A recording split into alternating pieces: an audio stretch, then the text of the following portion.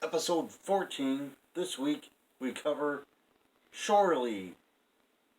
This was an odd episode. It alternated between being ha ha funny and pretty dark.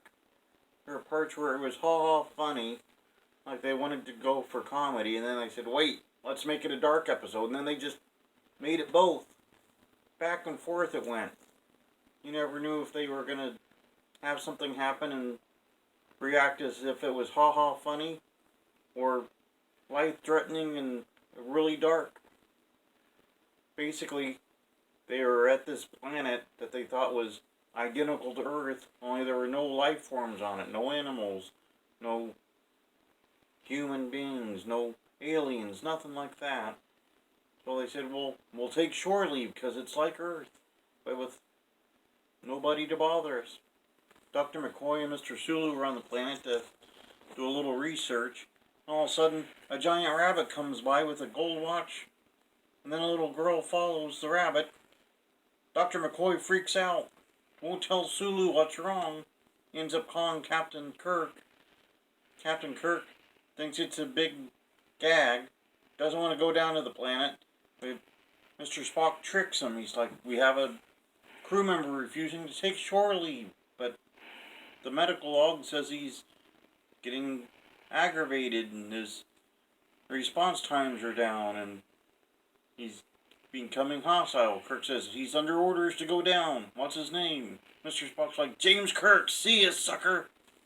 So Kirk goes down there and they see the rabbit tracks. McCoy's like, explain the rabbit tracks. Kirk's like, oh, it's a giant game with a bunny rabbit. I'll play along. Then strange things happen. All kinds of strange things.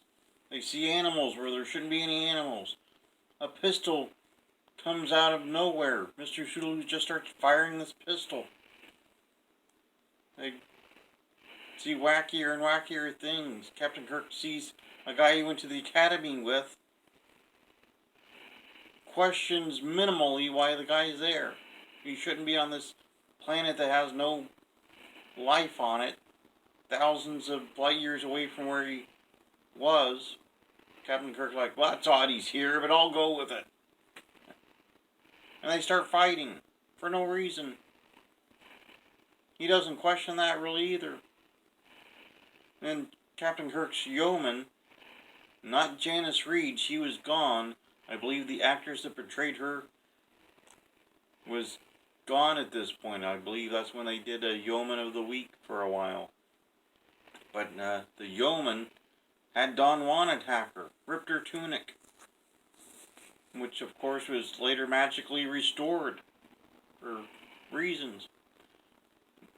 And this unknown crew member, Esteban Rodriguez, he was getting really friendly with Angela Martin, who last episode, Balance of Terror, was engaged to be married, and her fiance died because Mr. Spock forgot to pull him out of the room with all the poisonous gas. But she's okay now. She's flirting with Rodriguez. And then an airplane comes down and shoots her dead. Well, Dr. McCoy, he gets stabbed to death by a giant lance because the night attacks him. They're all sad he's dead. Then they look at the knight and he's a wax dummy. They turn their head for a second and then they both vanish. They're like, well, that's odd.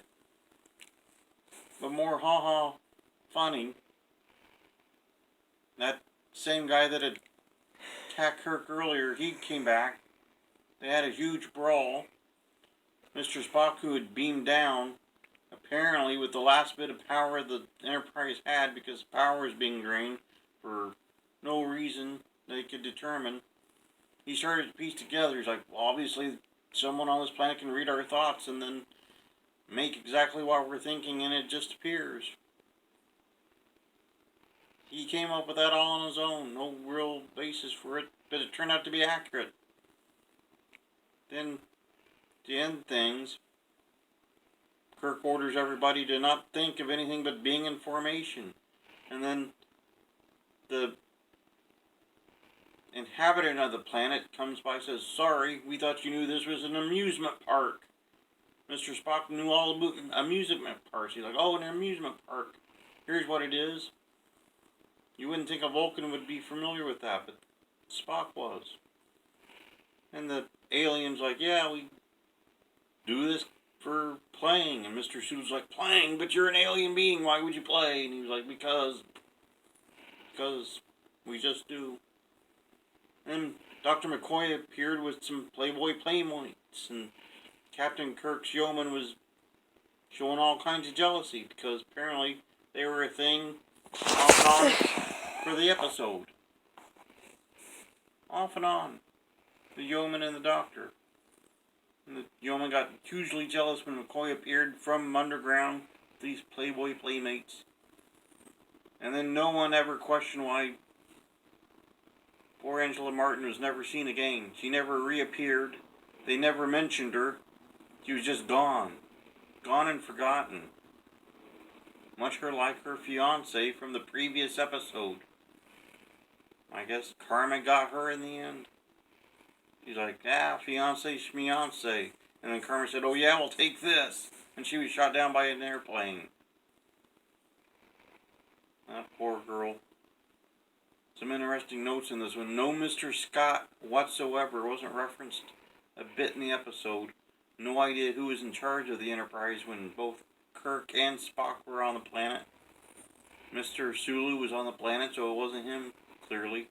Uhura was running communications, but no one's ever said that she was actually in charge of the bridge, so it was unknown who was running the ship at that point.